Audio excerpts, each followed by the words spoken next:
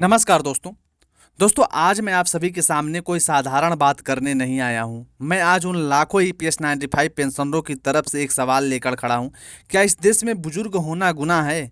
हम वो लोग हैं जिन्होंने इस देश को अपने खून पसीने से सींचा है। 30 से 35 साल की नौकरी की, हर महीने ईपीएस 95 में पैसा दिया, एक भरोसा किया कि बुढ़ापे में सरकार हमारा साथ देगी, हमारी पेंशन हमारा सरकार सहारा बनेगी। लेकिन हुआ क्या? 11 साल से ईपीएस 95 पेंशनरों को 1,000 की सीमा पर अटकी हुई पेंशन दी जा रही है। सरकारें आई गईं, लेकिन हमारा हक नहीं मिला। यूपीए की सरकार आई, कुछ नहीं किया। मोदी जी की सरकार आई, वादे किए पर निभाए नहीं। कोर्ट में केस चला, तारीख पे तारीख मिली। पर बिहार में देखिए, चुनाव आया, रातों रात पेंशन 400 से 1100 हो गई, क्योंकि वहाँ वोट है, वहाँ कुर्सी बचानी थी। क्या ईपीएस 95 पेंशनर्स वोट नहीं देते? क्या हम नागरिक नहीं हैं? हम सवाल पूछते हैं सरकार से। जब रातों रात पेंशन बढ़ सकती है तो ईपीएस 95 पेंशनरों की पेंशन क्यों नहीं बढ़ सकती? सरकार कहती है आपने योगदान दिया, उसी आधार पर पेंशन मिल रही है। अरे सरकार, हमने जब पैसे दिए थे तब 10,000 बहुत होते थे। आज वही 10,000 की कीमत 10 लाख के बराबर है। हमें उसी अनुपात में पेंशन क्यों नहीं दी जा रही है? क्या हमने महंगाई को नहीं देखा? दवाई, इलाज, किराया, बिजली, सब कुछ दुगना तिगुना बढ़ चुका है। एक तरफ सरकारी अफसर को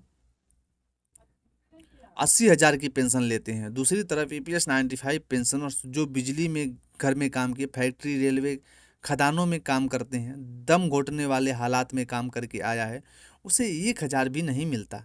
क्या यही सबका साथ और सबका विकास है? सरकार 5 ट्रिलियन इकोनॉमी की बात करती है, bullet train, semiconductor park, space mission, सब कुछ। लेकिन क्या कभी आपने सोचा है कि ईपीएस 95 पेंशनरों की आंखों में झांक कर देखें क्या झलकता है? जो 75 की उम्र में भी दुकान चला रहा है, जो अस्पताल में इलाज के लिए भीख मांग रहा है, जो 5 किलो राशन के लिए लाइन में खड़ा होकर सोचता है कि क्या यही मेरे 35 साल की मेहनत का फल है? सरकार करोड़ों रुपए पर पुल पर खर्चा करती है, फिर वही पुल गिर जाता है। पीएम के लिए हवाई जहाज खरीदे जाते हैं, अरबों सांसदों की तनख्वाह बढ़ती है, दवाइयों पर टैक्स माफ़ कर दिए जाते हैं उद्योगपतियों को फ़ायदा देने के लिए। लेकिन ईपीएस 95 के लिए 3,000 या 5,000 देने की बात आती है तो कहते हैं कि बजट नहीं है। सरकार से एक सवाल, क्या इस देश का बजट केवल अमीरों के लिए है? सरकार को भी समझना होगा कि ईपीएस 95 पेंशनरों ने ऐलान कर दिया है, वो चुप नहीं बैठेंगे। अब वो आंदोलन को और तेज करेंगे और उस सीमा तक लेके जाएंगे जहां तक सरकार सोच भी नहीं सकती। कोर्ट की लड़ाई भी होगी और सड़क पर भी संघर्ष होगा। अगर हमें हमारे पेंशनरों को हक नहीं मिलेगा तो हम एक लोकतांत्रिक तरीके से, जो है सबसे बड़ा हथियार वोट जिसको हम कहते हैं, हमारे पास जो है, हम उसका सही इस्तेमाल करेंगे। हमने बार बार चेतावनी दी सरकार को, लेकिन सरकार ने नहीं संभला। लेकिन अब जो है सरकार को हम संभालेंगे। हमें अपने को ठगा महसूस करते हैं। 2014 से वादा कर रहे हो ईपीएस 95 पेंशन सुधार पर, कई कमेटी बनी, रिपोर्ट आई, लेकिन कब्र में डाल दी गई। ईपीएफओ के पास लाखों करोड़ रुपए पड़ा है, पेंशनरों को नहीं देना है। अगर यही चलता रहा तो आने वाला इतिहास सरकार को बुजुर्गों का गुनहगार कहेगा। कभी भी बुजुर्ग जो है माफ़ नहीं कर पाएंगे सरकार को। ईपीएस 95 की पेंशन, न्यूनतम पेंशन 1,000 से बढ़ाकर 7,500 कर दी जाए, हमारी बस इतनी मांग है। महंगाई भत्ता साथ में लागू किया जाए, सभी को मेडिकल सुविधा मिले। ईपीएफओ के पास जमा रकम के हिसाब से ब्याज समेत पेंशन पुनर्गणना हो।